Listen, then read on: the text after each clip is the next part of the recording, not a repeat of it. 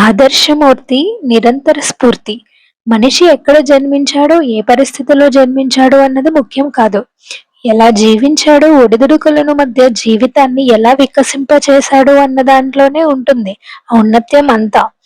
ఆదర్శవంతమైన అబ్దుల్ కలాం గారి జీవితం అందరికీ స్ఫూర్తిదాయకం. అబ్దుల్ కలాం తన గురించి ఈ విధంగా రాసుకున్నారు: నా కథ నాతోనే అంతమవుతుంది. ఎందుకంటే ప్రాపంచికంగా చూస్తే నావి అన్నవి ఏమీ లేవు.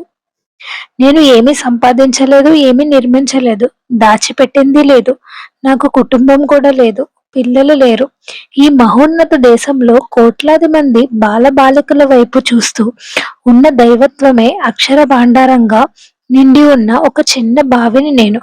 బావి నుండి నీరు సంగ్రహించినట్లుగా ఆ దైవత్యాన్ని సంగ్రహించి పరమేశ్వరుడి దయను అన్ని చోట్ల వాళ్ళు వ్యాప్తి చేస్తారని నిరీక్షిస్తున్నాను.